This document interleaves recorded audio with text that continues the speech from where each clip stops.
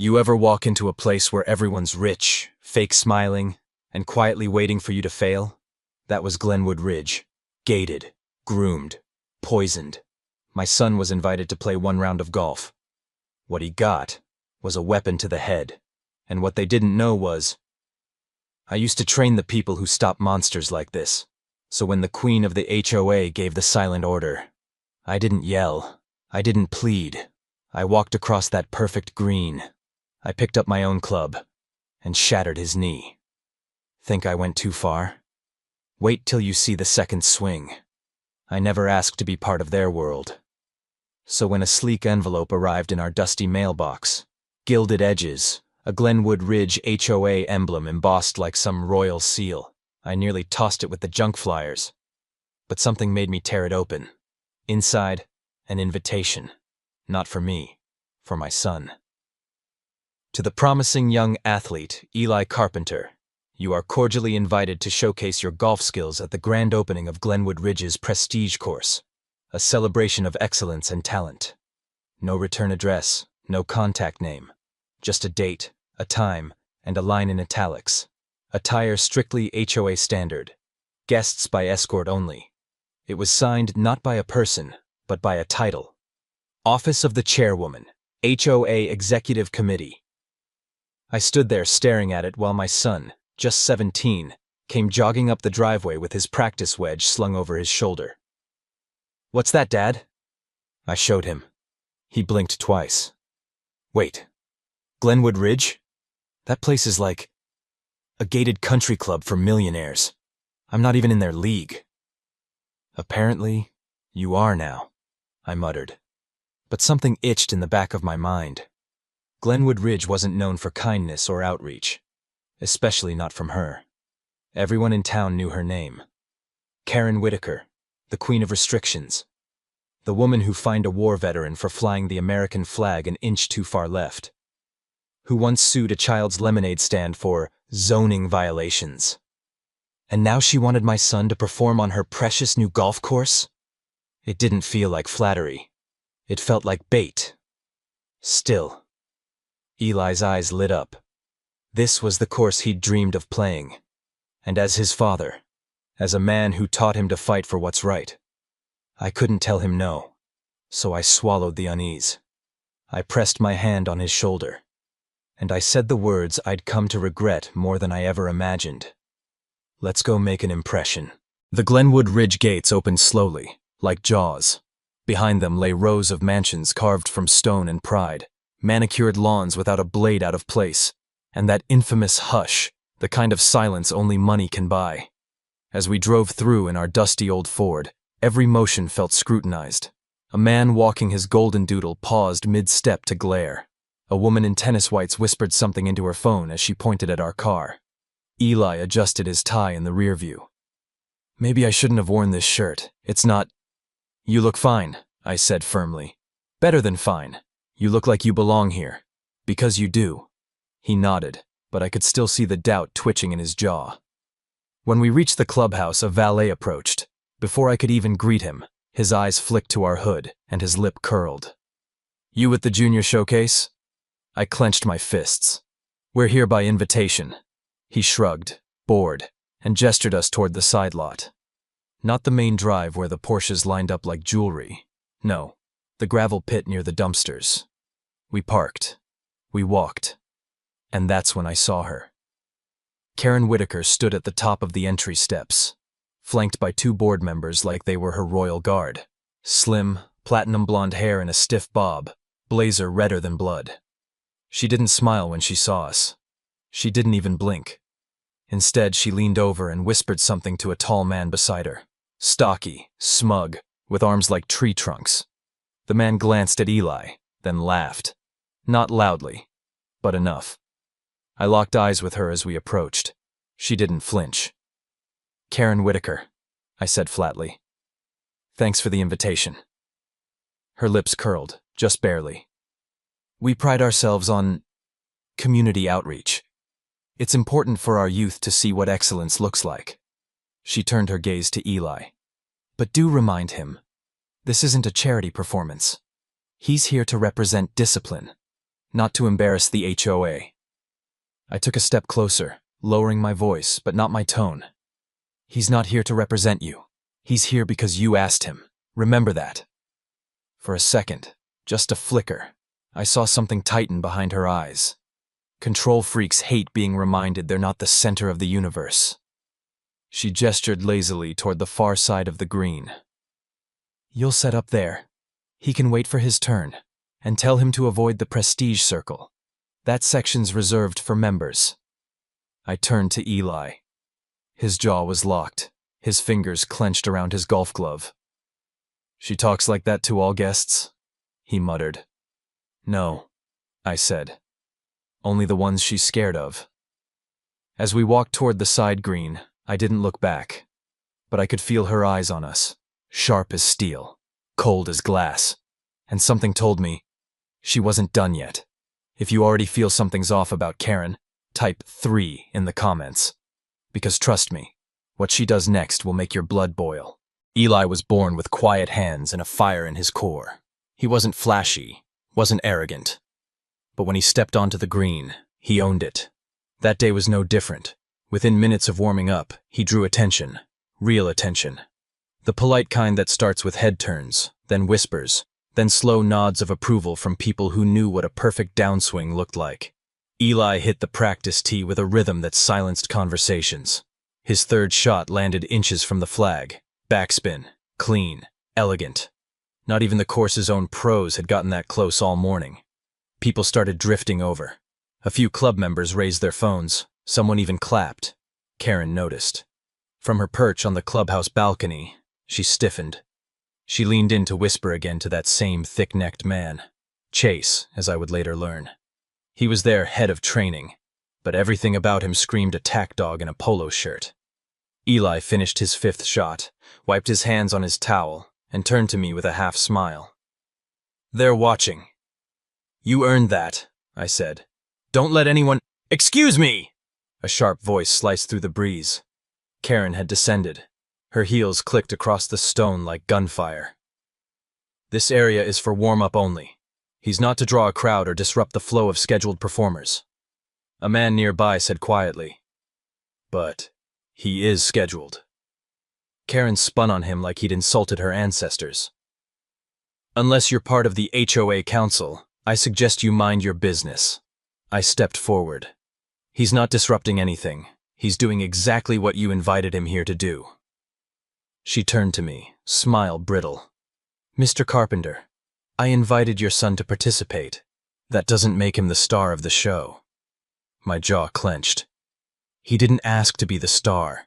Your people put a spotlight on him the second we walked through that gate. She ignored me, looked straight at Chase and gave the smallest nod. That nod chilled me more than any insult. Chase walked over with the swagger of a man too used to obeying cruel women. You got about 10 minutes, he said to Eli, voice dripping with mock friendliness. After that, we've got real members to feature. Eli looked down, then back up, jaw tight, eyes steady. Sure thing. I watched Karen turn and walk away, not a care in the world. I felt my fingers curl into fists. I had seen looks like hers before, on women who thought power was eternal and justice was optional. But what she didn't know was that my son had never missed a shot under pressure, and neither had I. 10 minutes. That's what Chase had given Eli. 10 minutes to shrink, to obey, to vanish into the background. Eli didn't speak. He didn't argue. He just nodded, then walked to the far end of the green, shoulders square, dignity unshaken. I followed at a distance, every step heavier than the last. The sun had sharpened. The breeze had gone still. And somewhere in the silence, I could feel Karen's satisfaction radiating like heat off the asphalt. Eli crouched to line up a final shot, the sun glinting off his driver. There was precision in his grip, control in his breathing. He was blocking it all out, the glares, the whispers, the politics. I saw Chase walking toward him again, club in hand, too close, too casual. I stood. Back off, Chase, I called. He doesn't need a caddy. Chase waved me off with a fake grin. Just giving some encouragement. He stopped just behind Eli, and in one brutal motion, he swung. The driver cracked into the side of Eli's head. The sound, it wasn't the clean thwack of a golf ball. It was flesh and bone meeting graphite. A sickening, wet snap. Eli collapsed. I was already running before the gasps even registered. Blood poured from above his brow. His hand twitched, scrambling for his glove, his club, anything. He was trying to stand, trying to pretend he wasn't hurt. Eli, no, stay down. I dropped to my knees, cradling his head. His eyes fluttered, unfocused. Don't move, son. Don't you move. Karen's voice sliced through the air like a razor. Oh dear. I did warn you this course isn't safe for amateurs. I turned. She stood on the edge of the green, arms folded, sunglasses on, utterly unfazed. The breeze lifted her silk scarf like a banner of smugness. You watched him do that, I growled. You let him swing. Karen shrugged, eyes cold. Boys roughhouse. Accidents happen. Perhaps next time your son will learn to respect proximity protocols. I stood up slowly, blood on my sleeves, my son bleeding in my arms, my pulse pounding like a war drum. You think this was an accident? I said, voice low. You planned this. Karen smiled, lips tight. Do be careful what you say next, Mr. Carpenter. You're already a guest here on very thin courtesy. She turned her back on me. She turned her back on my son, broken on her grass. That was the moment something broke inside me too. Not with a scream, not with a shout, but with a promise. You just made the biggest mistake of your life. I didn't shout. I didn't threaten. I stood, wiped my son's blood off my forearms, and walked toward the club rack like I'd done it 100 times before. Karen was still mid-stride, already instructing a staffer to fetch an incident report.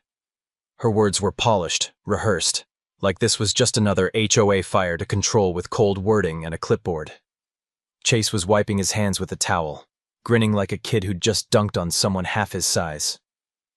Kid's got a soft skull, he muttered. Didn't think I tapped him that hard. I reached the rack. My fingers curled around a steel 7-iron. Heavy, balanced, perfect. I turned, walked back onto the green. Chase saw me. The grin faltered. Whoa, hey now. Look, man, don't get dramatic. It was just... I swung. The head of the club slammed into his right knee with a crack so sharp it echoed off the clubhouse walls. Chase screamed, folded, dropped like a sack of meat. His hands flew to his shattered leg, writhing. Karen spun, horrified. Have you lost your mind? I didn't look at her. Not yet. I stepped closer to Chase. He tried to crawl back, sweat pouring down his face. You broke my... You... I leaned in. You assaulted a minor. You used a weapon. You called it a joke. This is justice. He whimpered like a child. For once, his bulk meant nothing. Karen stormed toward me, finger raised like a dagger. You'll be arrested for this, you violent lunatic. I'll see to it personally. I finally turned to her, pulled my badge from inside my jacket. State-certified law enforcement trainer, retired. Federal oversight consultant, active. Her face paled. I know exactly what I just did, I said, calm like a judge. And I know what you orchestrated, she stammered. You can't. This is private property. You're not. I'm the father of the boy your pet thug just cracked open, I snapped. I'm the man who's going to file charges for assault, negligence, and premeditated harm. And I'm the reason this little empire of intimidation just found its expiration date. Cameras were up now, dozens. Phones pointed, whispers turning into shockwaves. Karen froze. Chase howled on the grass. And I just dropped the club at her feet, blood still wet on the steel. You wanted to draw blood today, Karen. Now you've got it. Karen stood frozen, a statue of rage and disbelief. The 7-iron lay at her feet like a dropped verdict, gleaming with consequence. Around us, the pristine silence of Glenwood Ridge shattered. Gasps, footsteps, phones raised, whispers turning venomous. I didn't flinch. I stared into her eyes, unblinking. She could hurl threats. She could call lawyers. But there was one thing she couldn't do anymore. Control the room. She pointed a trembling finger at me, mascara twitching with fury. You just assaulted a staff member on HOA grounds. Do you have any idea what you've done? I know exactly what I've done, I said, stepping closer. And more importantly, so does every witness here. She scoffed. Witnesses, please. These people. She turned to the crowd, trying to rally them. They respect order. They respect leadership. No one moved. No one clapped. Some started recording. One elderly man muttered, "We saw the kid go down first." Karen's jaw twitched. You've manipulated this community for years, I said, my voice low but slicing. You hide behind policies and board votes while you humiliate kids, punish veterans, fine widows for mailbox paint. That is slander. No, I growled. That's truth you've paved over with artificial turf and HOA banners. Chase groaned behind her, still crumpled in the grass. A medic had rushed over, one of the guests who happened to be an off-duty EMT. His kneecaps shattered, he whispered to another. He's done. Karen turned pale. You think I'm the one who went too far today? I said, stepping onto the exact spot where Eli's blood had soaked into the turf. You let that man swing a club at my son's skull. You watched. You smiled. Her voice cracked. You can't prove that. Funny, I said. I thought this whole event was live-streamed. I pointed to the woman near the champagne tent, still holding up her phone. She nodded. Yep, got the whole thing. From your little nod to the swing. Karen's mouth opened, but nothing came out. Just air. Just the sound of collapse. The HOA treasurer appeared behind her, whispering something urgent. She spun, whispering furiously back. But it was too late. The narrative had slipped. The power had tipped. I turned to the crowd, lifted my voice. Not for drama, but for justice. This isn't about golf. This is about fear. About what happens when one person uses rules to abuse power. Well, today that power snapped. Like a brittle knee. Silence. Then a single clap. Then another. Then dozens. Karen stood still. Her face, priceless. And for the first time in years, the Queen of Glenwood Ridge had no script to hide behind. Karen tried to speak, but the words caught in her throat like smoke in a closed room. The crowd was no longer facing me. They were facing her. The camera phones didn't waver. The HOA members didn't speak up. Even the bartender, who had just minutes earlier been handing her sparkling rosé, now stood frozen, clutching the bottle like a weapon that had turned on its owner.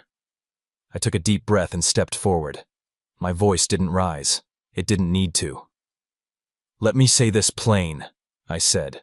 This woman, this dictator in designer heels, gave a silent signal to a grown man to attack my son, a child, with a golf club. Karen finally snapped, pointing at me with trembling fury. That's a lie. Chase acted on his own. You can't tie his actions to me. Oh, but I can, I replied, stepping directly into her space. Because we all saw you nod, and we all know what it means when the Queen nods at her guard dog. Murmurs rippled through the crowd like an incoming tide. Karen tried to gather herself, straightening her blazer, flicking invisible dust from her sleeve. This community thrives because of rules, because of discipline, because we maintain order, something you clearly don't respect. I turned toward the crowd. You hear that? She just told you the truth. Her version of order means children bleed and tyrants shrug. Her version of rules means silence, fear, intimidation, until someone fights back. I could see it now. Eyes narrowing, heads nodding, whispers sharpening into outrage. A woman in the back shouted, "She fined me $300 because my son parked a bike 5 inches over the line." Another joined in. "She banned my daughter from the community center because her shirt showed a shoulder." Then it was a flood. Voices, accusations, years of suppressed fury rising like a storm. Karen spun, desperate. This is slander. These are ungrateful attacks from people who don't understand the burden of leadership. I stepped beside her, my voice like stone.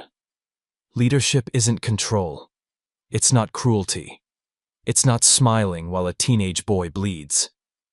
She turned to the HOA board behind her, seeking rescue. But their faces were blank, pale, distant. Even her precious treasurer, Mrs. Hollins, looked away. Karen opened her mouth, but there were no more words to command, no authority left to swing. The crowd didn't boo. They didn't scream. They simply turned their backs, one by one. And in the stillness that followed, with Chase moaning in the grass and Eli's blood drying under the sun, I leaned in and whispered, "You're not the queen anymore. You're just a woman who let power rot her from the inside out." And just like that, Karen Whitaker stood alone. Karen didn't speak as I walked away. She stood there, frozen, fists clenched, eyes wide, like a statue cracking from the inside. Chase was already being loaded into the back of a private SUV by two staffers, his leg immobilized with towels and duct tape, still howling about lawsuits and ruined futures. No one cared. No one stopped to console him. He looked up at Karen once, begging. She didn't look back. The moment had passed. The audience had flipped. And I wasn't finished. I called my lawyer from the parking lot, then Eli's doctor, then the police. The first two were ready. The third? Even more so. Because once I explained what happened, and once a dozen videos hit social media, assaulting a minor with a sports weapon under direction from an HOA president became a criminal matter. By sunset, Karen Whitaker's name was trending for all the wrong reasons. Hatch Karen swings by proxy. Glenwood Golfgate, # justice for Eli. The footage went viral in less than 5 hours. Multiple angles. Multiple witnesses. Her cold expression. My son bleeding. My swing. Her silence. All of it. A local news crew showed up outside Glenwood's gates that evening. They didn't need to break in.